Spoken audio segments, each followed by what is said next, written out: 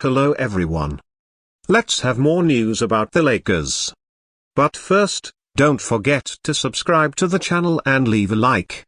Lakers and Warriors could emerge as potential destinations for defensive specialists. As NBA free agency approaches, two of the league's most storied franchises, the Los Angeles Lakers and Golden State Warriors, are reportedly circling one of the league's most underrated defensive specialists, Anthony Melton. Both teams are expected to undergo significant roster reshaping this off-season. And Melton's name has quietly emerged as a low-cost high-upside option. According to The Athletic's Anthony Slater, their Warriors have identified Melton as a potential target. Meanwhile, Lakers insider Jovan Baha has echoed similar interest from the purple and gold, suggesting both franchises are weighing the former Sixer as a possible backcourt addition.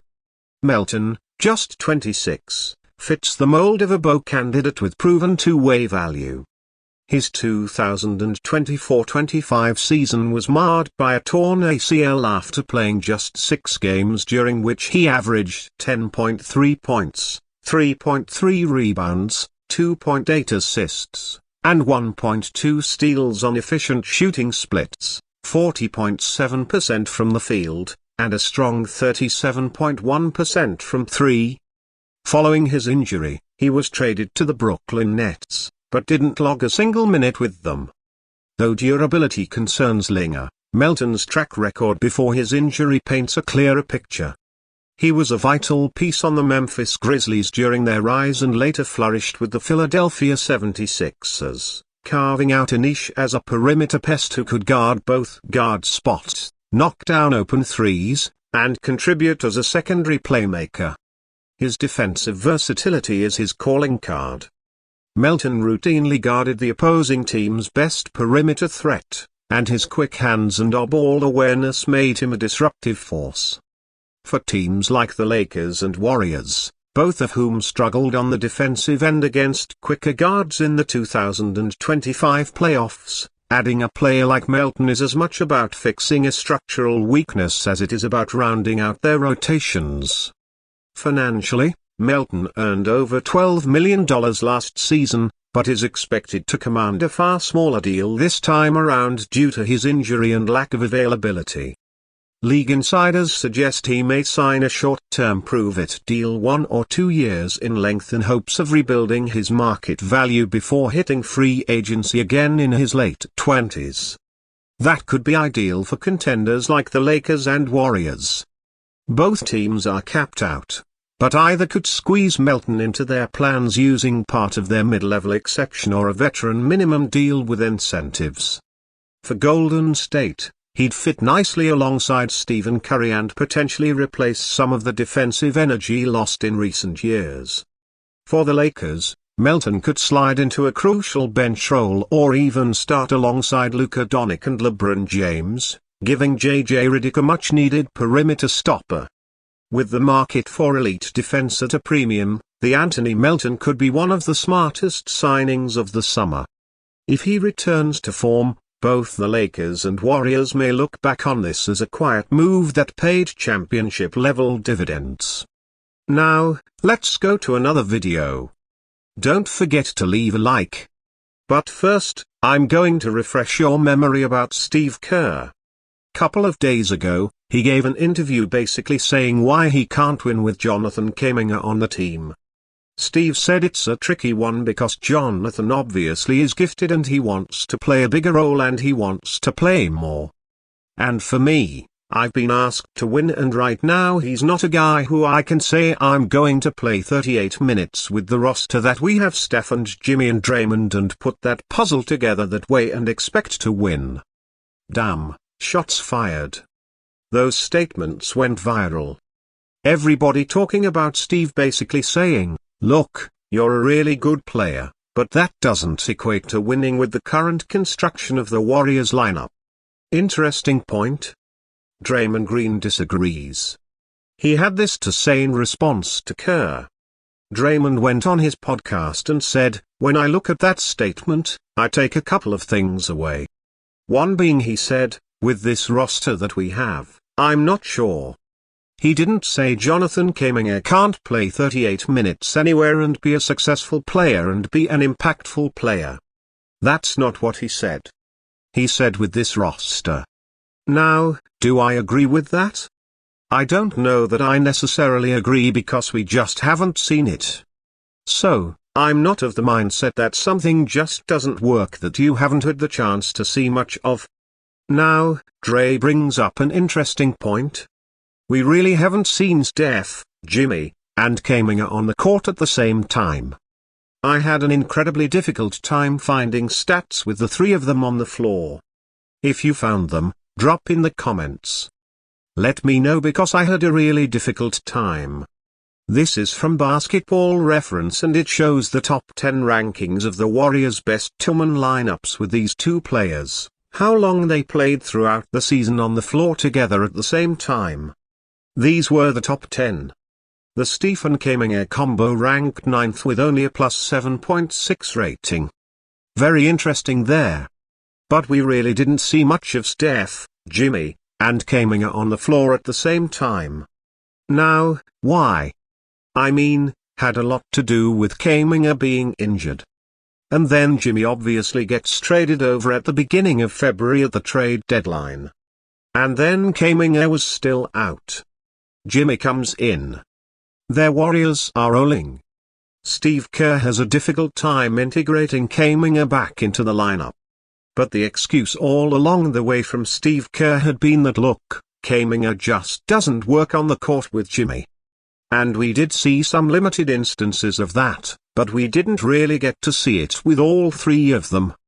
So Dre's point, I mean, is valid there, but also we saw enough of Kuminga play and we saw enough of the issues. We saw the turnovers. We saw the ISO ball.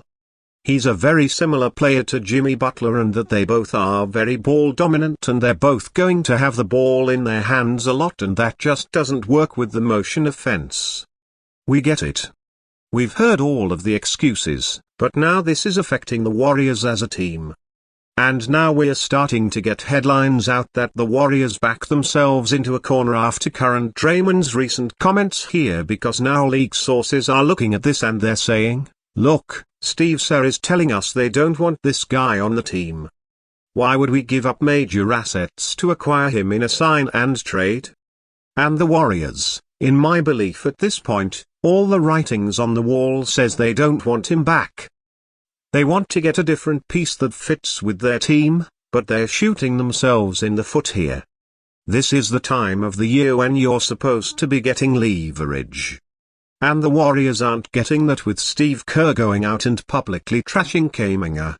If you want to get something good in return for him, you go out and you say, hey, look what he did in the Minnesota series. My God. He came out, scored 30 points one game, 24 in the elimination game. Look at all the spectacular plays. You did see a little bit of Mike Dunleavy Jr. coming out in his exit interview, their Warriors GM, and he said that he did want Kuminga back on the team, that they were looking to resign him. I think that's a lie, but he had to say it because it gives him leverage if it seems as if the Warriors want to retain him. Nobody believes they want to retain him at this point. And so now you're seeing all of this coming out where league sources are saying that, teams that have interest in signing Kuminga despite limited cap space will likely call the Warriors to negotiate a sign and trade, but that inherently would give the Warriors some degree of bargaining power. But teams are now aware of exactly how Steve Kerr feels about Kuminga. And under those circumstances, they're finding it more difficult to imagine the general managers would acquiesce to the Warriors' potential desired return for Kuminga. So now they're shooting themselves in the foot by talking about this publicly. I don't care if you think he fits with the team right now, Steve Kerr. Just shut up. Stop saying anything. Don't ruin the sign and trade value. That's the only thing that we have left here. It's clear you're not going to resign him and work him into the system. I do think that that's the best move for the Warriors, is getting a good piece that does fit into the system. It's the best way to win a championship. Now, we're going to worry about the future when we get there, but just shut up. Stop talking, because now we're seeing reports like this coming out that the King should steal Kuminga while the Warriors keep underrating his potential. There's a rumored deal that the Kings are trying to put together DeMar DeRozan for Jonathan Kuminga. Look, that is not enough value for Kuminga. We don't want to see the best trade asset that we've had in years here go for DeMar DeRozan. I mean, that's not the piece that we're looking for right now. If we want to work a deal with the Kings, Domantas Sabonis, that's interesting. But also, you're seeing chatters around the Nets who could Steve Kerr Kuminga's comments signal an exit. Brooklyn Nets should be watching closely. The Nets are the most likely landing spot for Jonathan Kuminga just because they have so much cap space. They can absorb him in a signing trade with no issue. They can also send him an offer sheet, try to sign him, outbid the Warriors. Now, the Warriors obviously can match anything because Kuminga is a restricted free agent, but you've got just more and more chatter increasing that teams now. We're seeing the Warriors don't value Kuminga, so they're not going to be willing to part with bigger assets. It's already going to be really tricky to trade Jonathan Kuminga because of the bird rights. Now, most of the teams are going to be able to work a deal with him for they're only going to be able to send out half of his value. So, if he signs for $25 million a year with the Warriors in the sign and trade scenario, their Warriors are only going to be able to value that contract outgoing at $12.5 million. So, it just makes it a lot more difficult for the salaries to match up in a trade. They're very limited in who they can trade with to begin with. Don't do yourself any disservice. Just shut up. Draymond, I don't want to hear it. Steve, I don't want to hear it.